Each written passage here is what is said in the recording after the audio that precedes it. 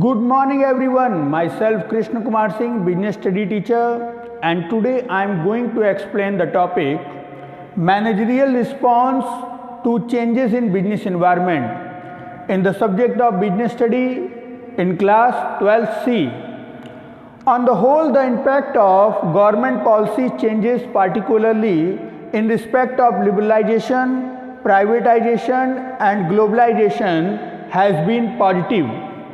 The impact are as given below: diversification, joint venture, brand building, use of latest technology, improved compensation level, customer focus. New economic policy 1991 के आने के बाद business environment में positive impact पड़ा है और ये इम्पैक्ट इस तरह है: diversification, joint venture, brand building, use of latest technology, improved compensation level, customer focus. Now I am going to explain each and every impact one by one. Diversification. The first response seen after new policy is the companies are going for diversification.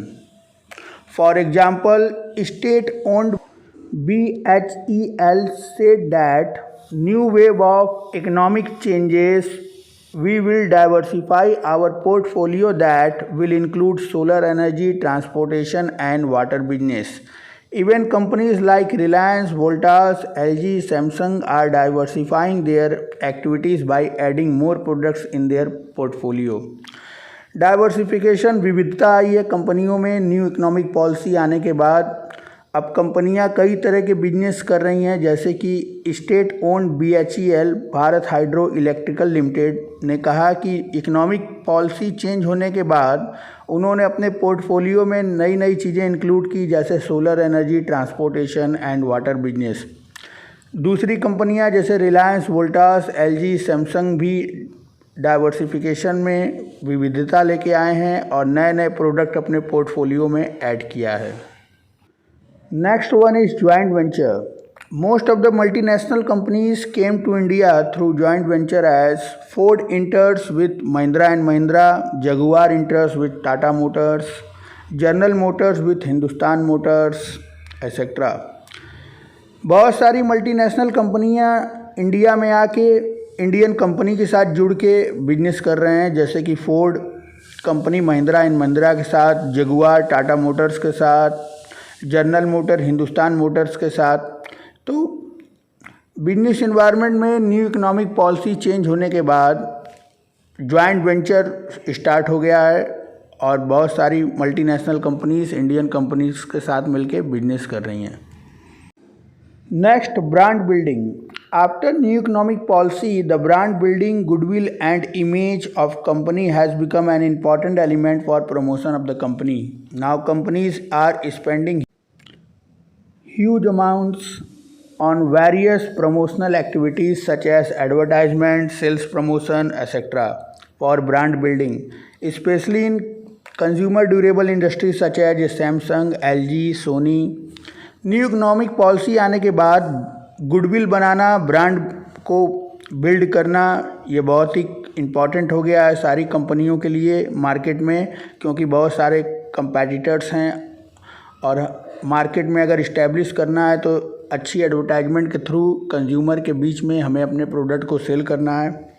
तो आज की date में company बहुत ज़्यादा amount expense कर रही हैं अच्छे एडवर्टाइजमेंट के लिए, specially in consumer durable industries such as Samsung, LG, Sony. ये हायर एक्सपेंस करती हैं अच्छे लेवल के एडवर्टाइजमेंट के लिए। So brand building is very necessary for every company nowadays. Next one is use of latest technology. To get first mover advantage, companies are trying to get the latest technology first in their product.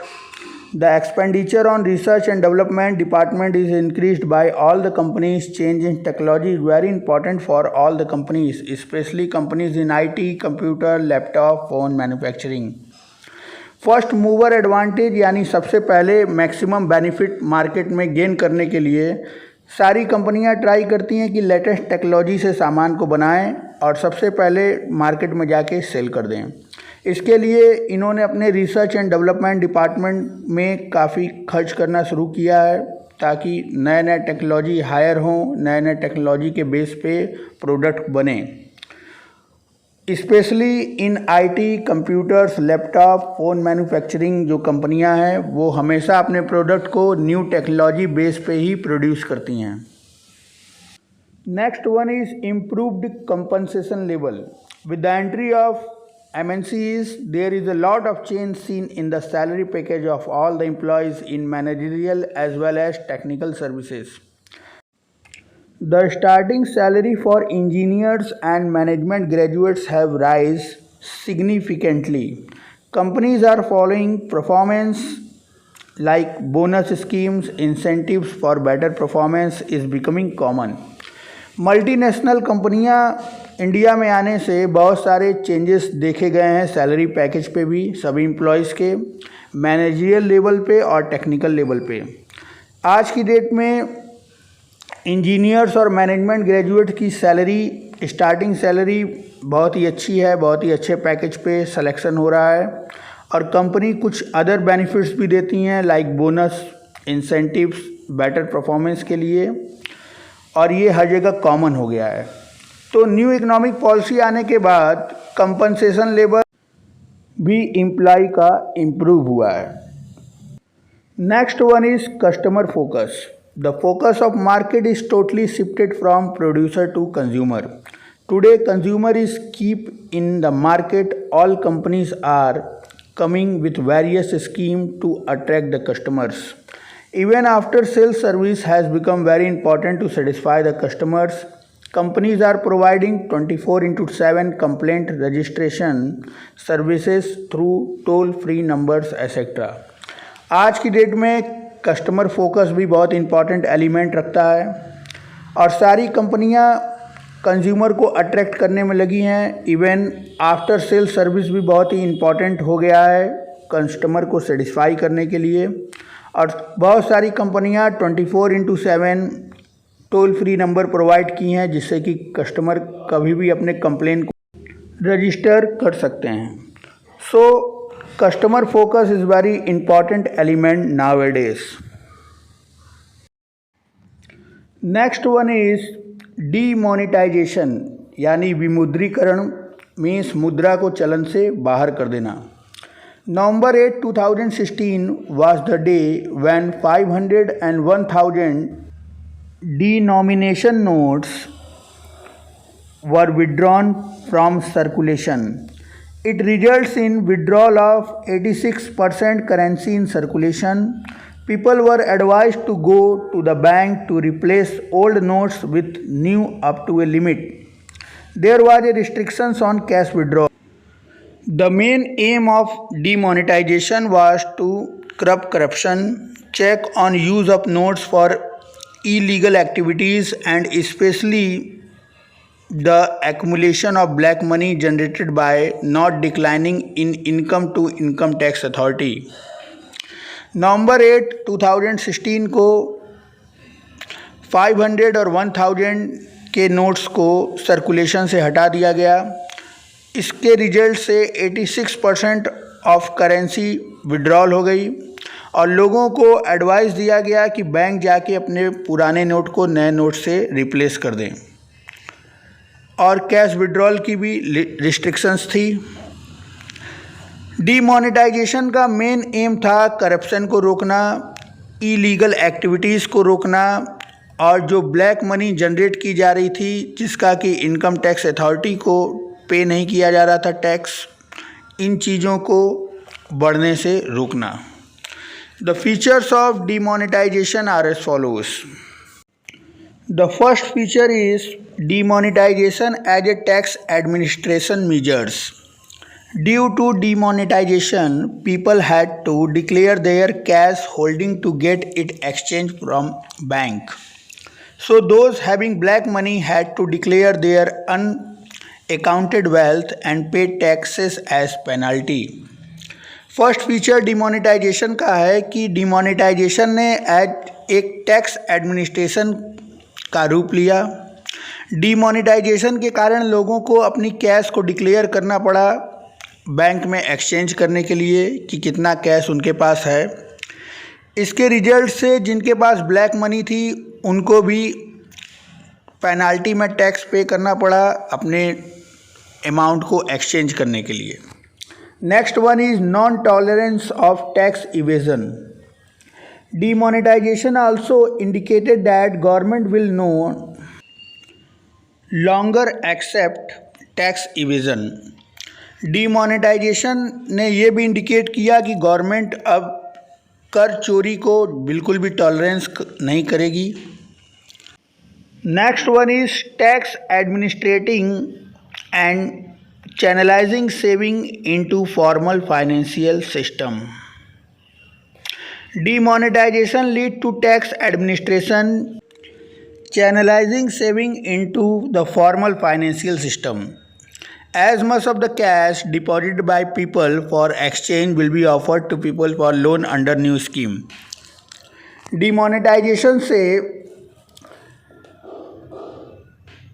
Tax administration भी lead हुआ है और जो भी savings लोगों द्वारा जमा की जा रही थी एक्सचेंज के लिए उसको बैंक्स ने लोन के रूप में और न्यू स्कीम के रूप में ऑफ़र किया, जिससे कि सेविंग्स के नए नए तरीके बने और उसको प्रॉपर तरीके से यूटिलाइज़ किया गया।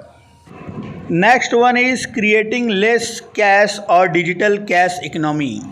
Another features of demonetisation is to create a less cash और cashless economy that is channelizing more saving through the formal financial system and improving tax compliance. Although there are arguments against these digital transactions, first, they require use of cell phones for customers and POS machines for businessmen. Second, requirement of internal connectivity. Demonetization आने के बाद अब लोग digital cash को ज़्यादा focus कर रहे हैं, डिजिटल कैश में ज़्यादा एक्टिविटीज़ हो रही हैं, फिजिकल कैश को कम कर दिया गया है। हालांकि डिजिटल कैश के कुछ आर्गुमेंट्स भी हैं, जैसे कि डिजिटल कैश के लिए सेलफोन का होना ज़रूरी है, इंटरनेट कनेक्शन का ज़रूरी होना है, बिजनेसमैन के लिए पीओएस मशीन्स का होना ज़रूरी है और आपस में इंटरनल कनेक्टिविटी भी होना बहुत ही कंपलसरी है। But due to the demonetization digital cash activities is increasing nowadays. So time for impact of demonetization. Demonetization का क्या प्रभाव पड़ा है, क्या इम्पैक्ट पड़ा है। In the area of money cash transactions decline हुए हैं, बैंक डिपॉजिट्स इंक्रीज़ हुए हैं और इंक्रीज़ हुए हैं फाइनेंशियल सेविंग्स। मनी के एरिया में कैश ट्रांजेक्शन्स कम हुए हैं, बैंक डिपॉजिट बढ़े हैं और फाइनेंशियल सेविंग भी बढ़ी है। प्राइवेट वेल्थ निजी संपत्ति डिक्लाइन हुई है क्योंकि 500 और 1000 के डिनोमिनेशन के नोट्स चलन से बाहर हो गए हैं, जिससे रियल एस्टेट प्राइस फेल हुई है, गिरी है। पब्लिक सेक्टर वेल्थ के एरिया में कोई इफेक्ट नहीं पड़ा। डिजिटल एरिया में डिजिटल ट्रांजैक्शंस इंक्रीज़ हुए हैं क्योंकि फिजिकल ट्रांजैक्शंस को कम कर दिया गया है और रियल एस्टेट्स के एरिया में प्राइस कम हुए हैं, प्राइस डिक्लाइन हुई है। टैक्स कलेक्शन एरिया में rise in tax collection because of increased disclosure. Tax collection increase हुआ है। सो these are the impact of demonetization in different areas. So students, today I have explained the positive response of new economic policy on business environment as well as the meaning of demonetization and its features. Okay, thank you.